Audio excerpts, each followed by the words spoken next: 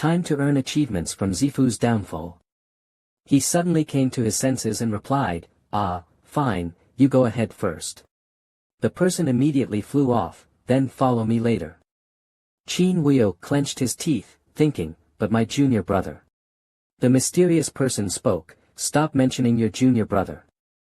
Kid, from now on, we part ways, but for old times. Sake, I'll give you a piece of advice: if you don't want to die, stay away from the Gu family of eternal life." Qin Huio closed his eyes tightly, tears in his eyes, cursing inwardly, "Damn it. Ah Yang, I'm sorry." The winged demon suddenly stopped. "Wait. Do we have someone like this in our clan? Something's off." The winged demon looked back, and suddenly a great explosion occurred. "Where are they?" Standing in front of the ruins, Bai Yang spoke, "Howard, don't blame your Shishu.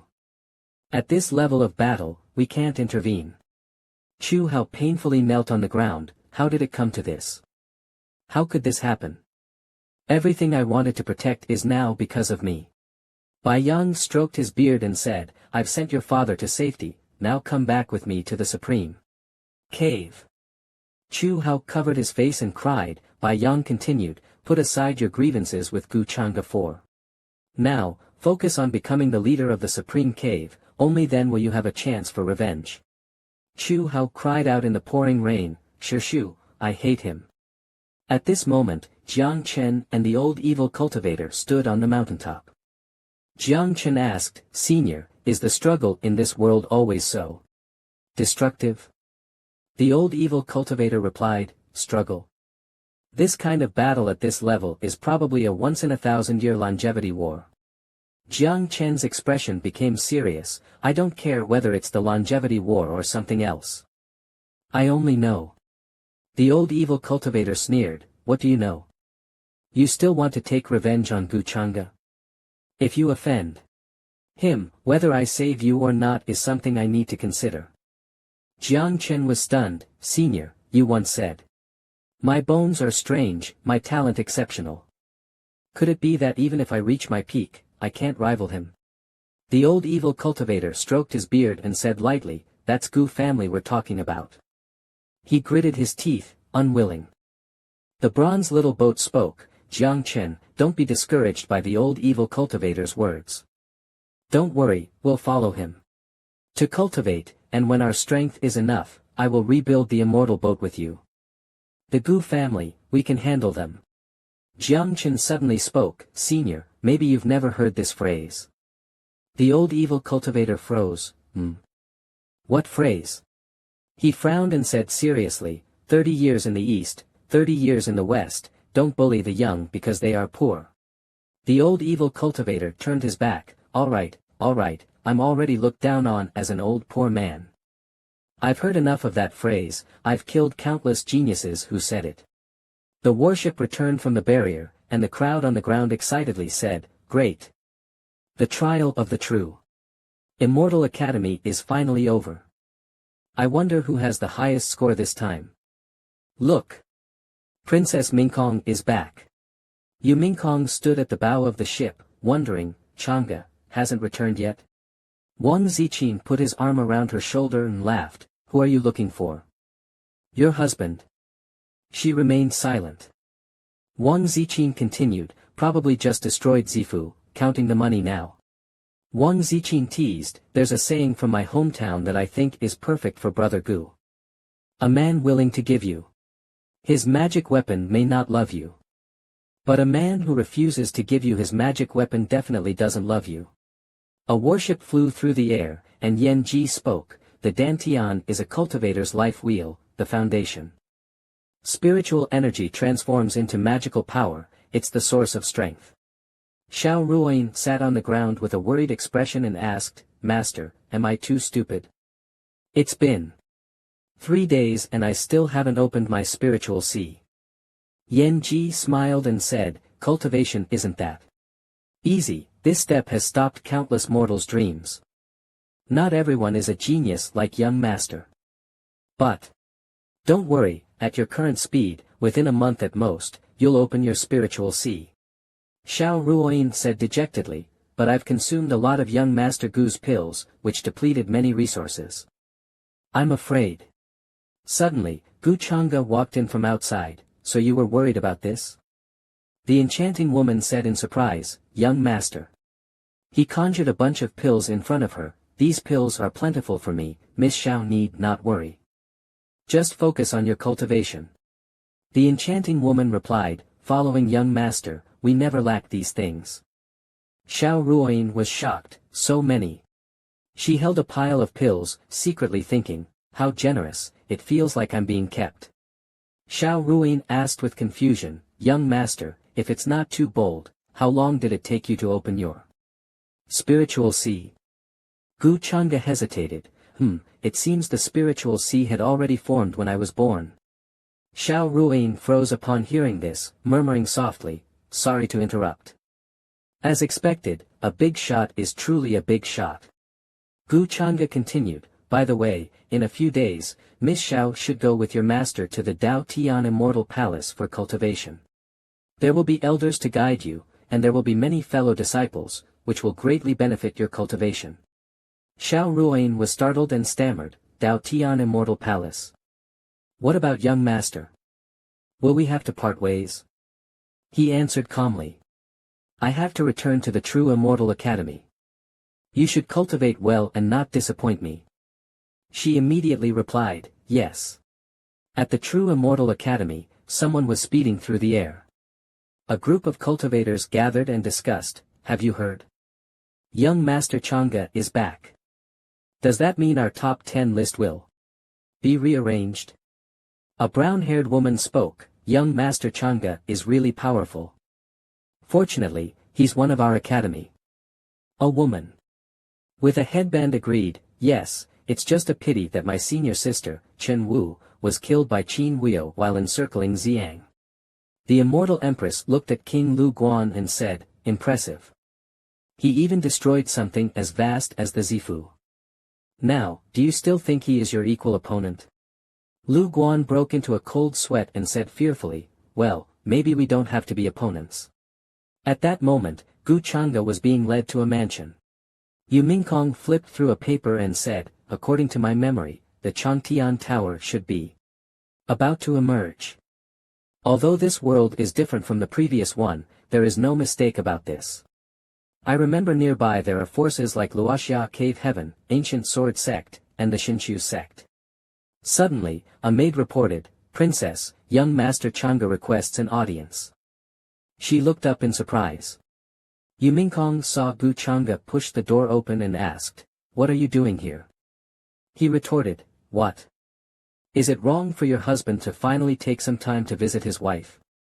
Yu Mingkong quickly stepped back, wait. She reached out to stop him, we haven't married yet. Without my permission, you cannot enter my bedroom. Gu Changa was confused, before, when I was fighting with the Zifu army, you didn't care about me. I almost died in the hands of a Zifu expert, and now you won't even let me into your room. Yu Mingkong replied expressionlessly, didn't the Zifu expert die tragically? I don't believe your nonsense. Gu Changa angrily said, fine. Then I'll leave. I'll never come to find you again. Yu Mingkong grabbed his sleeve, that's not allowed either. He coldly snorted in dissatisfaction, this isn't allowed, that isn't allowed. What am I supposed to do then? She asked, tell me, what is it that you want? Gu Changa turned around and smiled, replying, I just missed you. She stammered, this excuse. I guess it works. He denied, this time, it's not an excuse.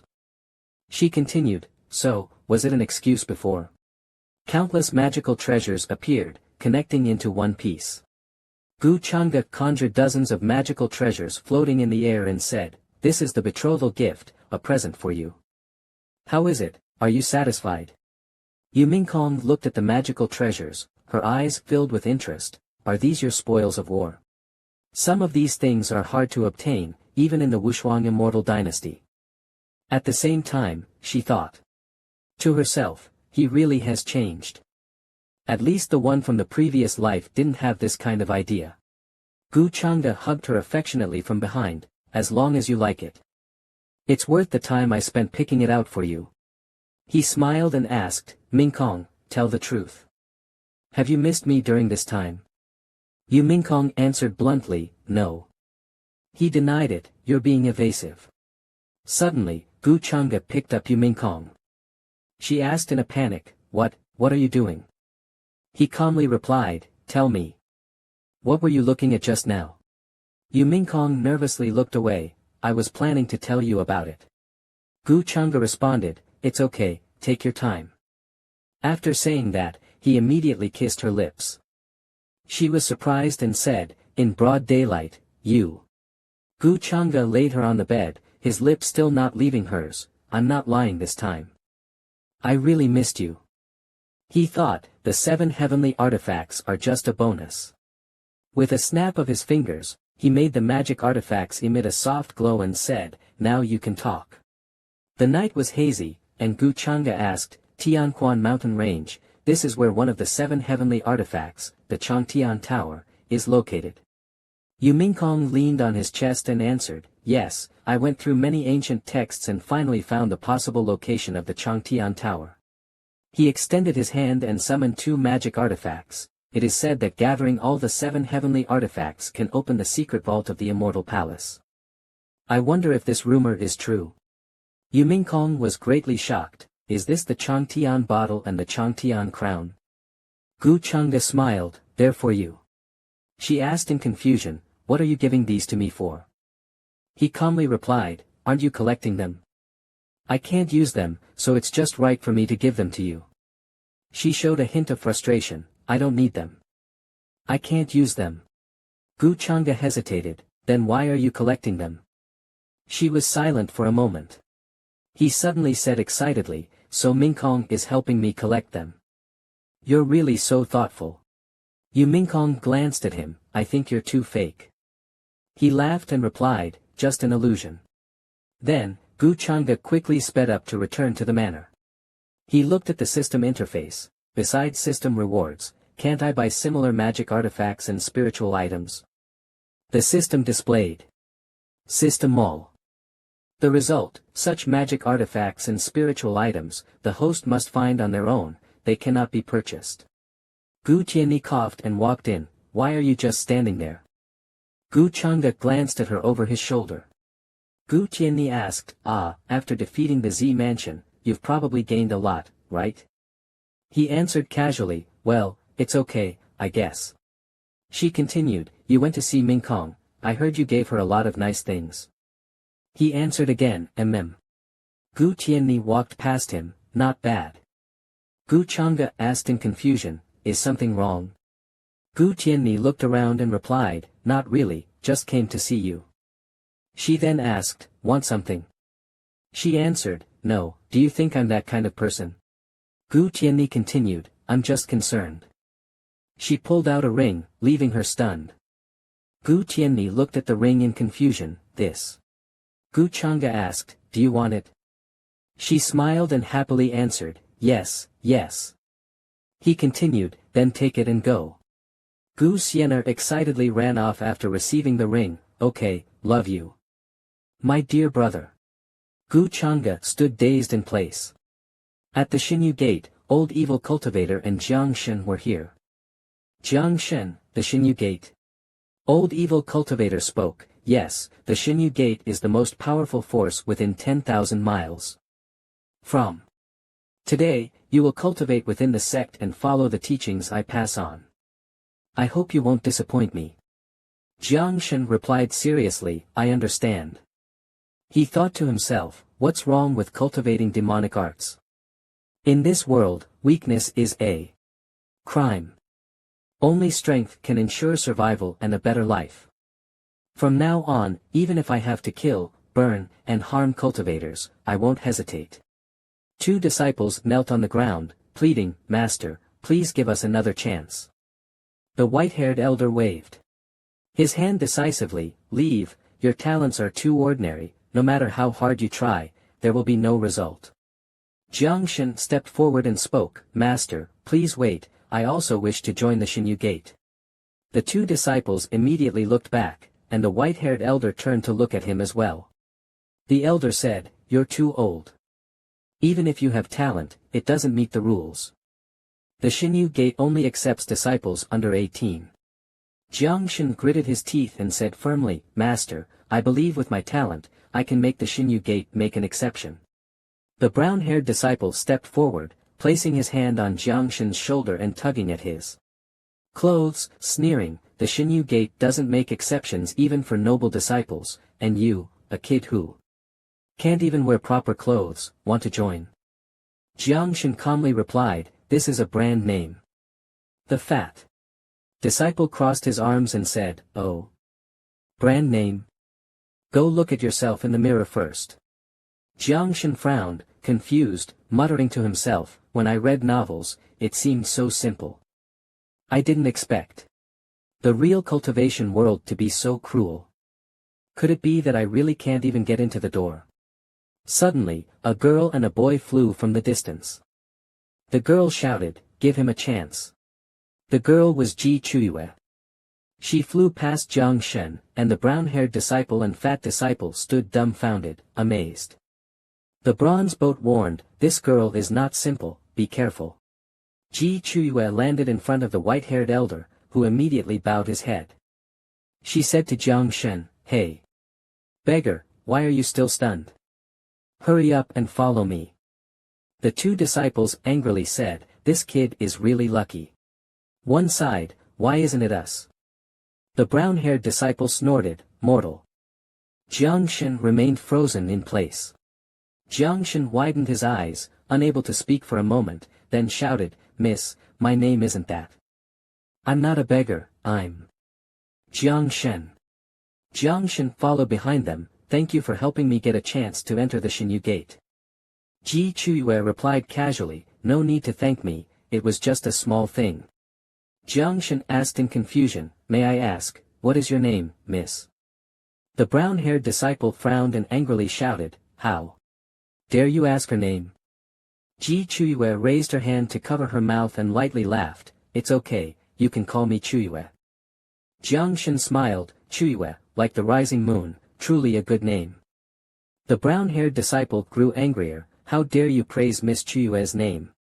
Jiang Shen crossed his arms, coldly looking at the brown-haired disciple, "Brother, I was just having a normal conversation with Miss Chuyue. Don't you think you're being a bit noisy?" The brown-haired disciple immediately exploded in rage, "What?